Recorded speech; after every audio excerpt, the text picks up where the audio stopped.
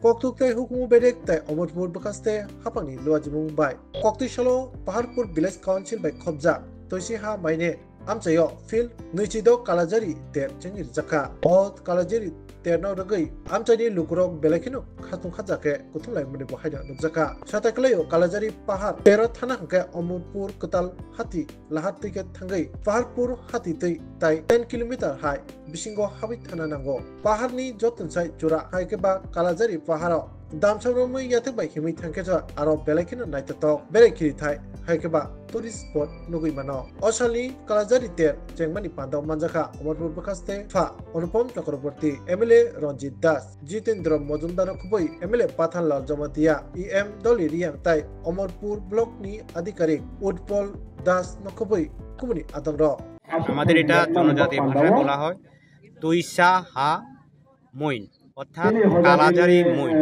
তো এটা আমাদের আগে আপনারা শুনেছেন যে দীর্ঘদিন কালাজারি একটা উৎসব হতো কালাজারিকে নিয়ে।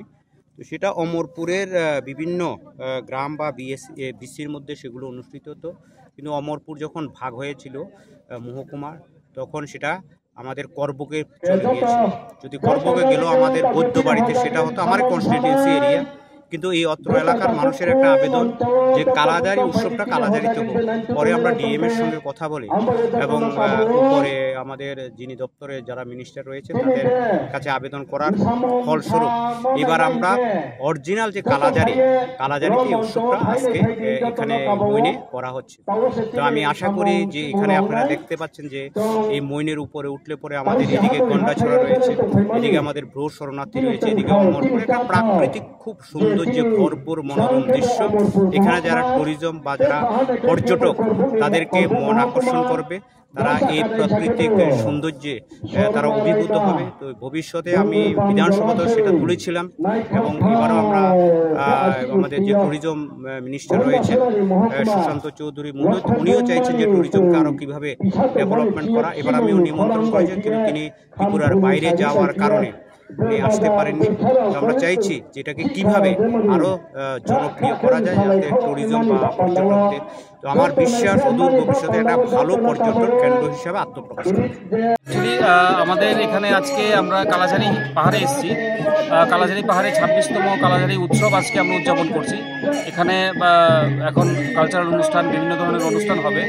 তো এখানে আসার পর আমরা যেটা দেখলাম যে এখানে ট্যুরিজমের প্রসপেক্ট খুবই ভালো।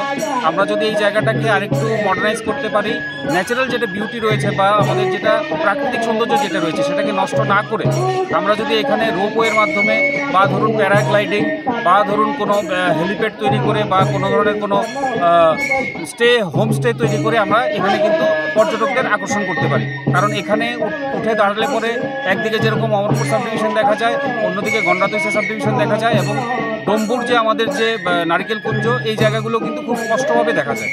তো এখানে প্রাকৃতিক সৌন্দর্য এতটাই সুন্দর যে পর্যটকরা যদি আসেন নিশ্চয়ই তারা ভালোবাসবেন এবং পর্যটন ক্ষেত্রে ত্রিপুরার এখন যে স্থিতি রয়েছে তার